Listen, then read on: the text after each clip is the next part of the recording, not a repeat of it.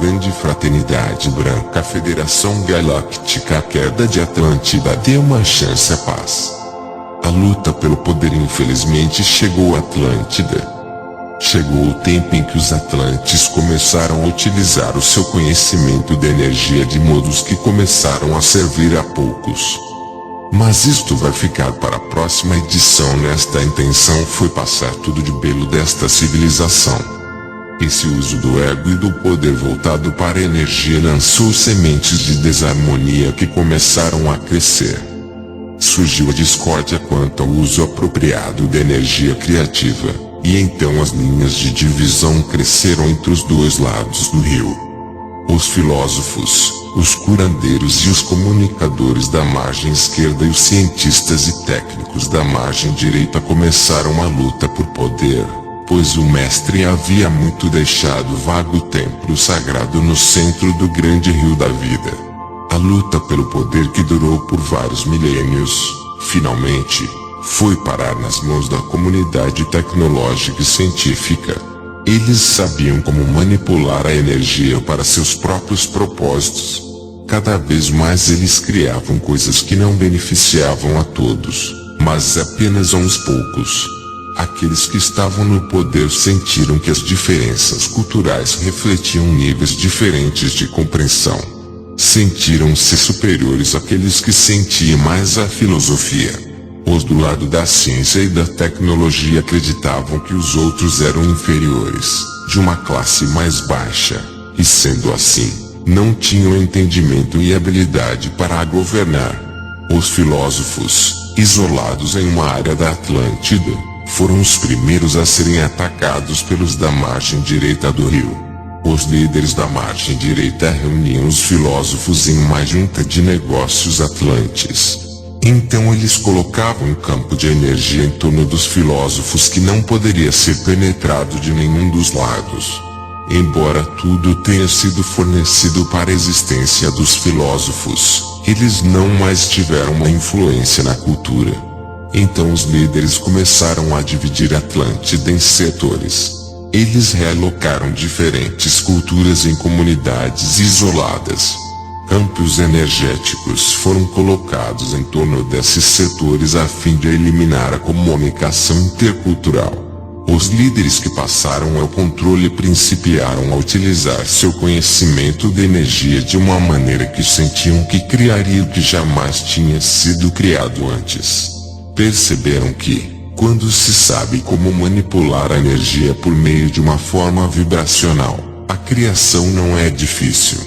Não havia nenhuma limitação nem consideração quanto ao bem comum quando construíram sua tecnologia.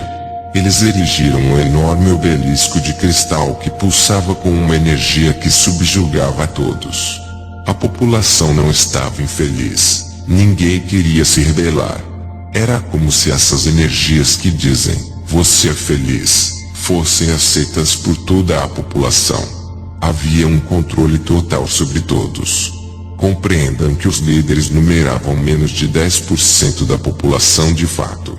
Quando o grupo da margem direita começou a tomar o controle, eles ficaram cada vez mais intoxicados com seu próprio poder de criação. Então foi o começo do fim.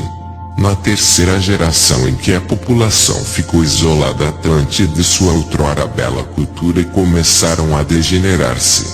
Naquele tempo a vibração energética era tão pesada que a terra do continente não era capaz de sustentar o peso.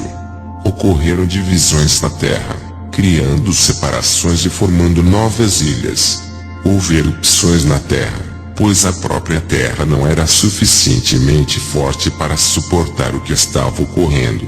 O belo templo da cura não mais estava funcionando, quando a ciência substituiu os curandeiros. A comunidade intergaláctica não mais visitou a outrora bela Atlântida. Na medida em que o país caía rapidamente em decadência, os Atlantes lançaram um grito por ajuda. O próprio povo que era responsável pela destruição, utilizando o que eles acreditavam que fosse seu direito criativo, entendeu que cometeram um erro enorme. Mas nesse ponto já nada podia ser feito. Nesse tempo de declínio, A Atlântida estava vazia de espiritualidade. Essa foi a parte mais triste de todas. Não foi o que acontecera cientificamente, o que fora trazido pela tecnologia, nem mesmo o obelisco que subjugara o povo ou os campos energéticos que os separaram. A parte mais triste foi a perda de sua espiritualidade. Ora, como em todas as coisas, houve sobreviventes. Todos os campos energéticos cessaram de existir. Não havia mais nenhum controle desses campos energéticos, nem entre aqueles que manifestaram o desejo de controlá-los. Eles bradaram em agonia ao perceberem o que haviam criado. Os sobreviventes levaram a história da Atlântida para terras distantes, onde contaram o que se lembravam. Quando foram postos em um estado de animação suspensa, que a verdadeira história da Atlântida e de sua grandiosidade vieram à tona. Assim, as lendas da Atlântida provêm do grupo de sobreviventes que contaram sobre as maravilhas da Atlântida e sobre como sua terra foi destruída. Havia um grande amor pela população da Terra. Aqueles seres que haviam criado a Atlântida tomaram um punhado de almas que eram as de espírito mais puro e as menos encerradas em seus próprios medos e as transportaram para uma terra distante que ficou conhecida como Egito Antigo. Existem muitos mitos referentes à Atlântida, pois o seu tempo foi um grande tempo em seu planeta. Foi o zênite da compreensão da grandeza da humanidade. O mestre que outrora residiu no templo sagrado no meio do grande rio fez uma promessa à Atlântida. Essa promessa estabelecia que quando a consciência da humanidade se elevar novamente ao nível da Atlântida no auge de sua idade dourada, vocês conhecerão novamente a paz e a beleza. Aquelas almas foi dito que a elas caberia a maior responsabilidade de restaurar a terra, a beleza da idade dourada da Atlântida. Se você tem um grande interesse pela Atlântida, então você esteve lá. Se um grande desejo de conhecer mais sobre a Atlântida o persegue, então você esteve lá. Se você sente uma grande responsabilidade pela humanidade, sua alma pode sentir que você tem um débito não pago pelo tempo que viveu na Atlântida. Você pode ter encarnado para ajudar o processo de restauração que agora ocorre.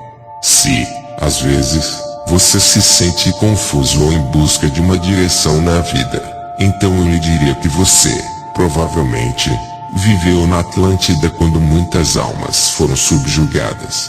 Foi um tempo muito triste. Os Atlantes aqui agora são aqueles que têm mais probabilidade de manter contato com seres intergalácticos. Se você de algum modo se sente conectado com seres e viagens intergalácticos, então você provavelmente viveu durante aquele tempo. A Atlântida está se elevando novamente, porém não como uma massa de terra fixa. É um novo estado de consciência da humanidade que existirá bem aqui e agora. A Atlântida está em um ponto de consciência. Vocês podem reviver a Atlântida hoje se quiserem, pois o tempo é uma ilusão. O que nós deste lado pensamos que vocês irão fazer a reconstrução da Idade Dourada, mas façam isso da melhor maneira.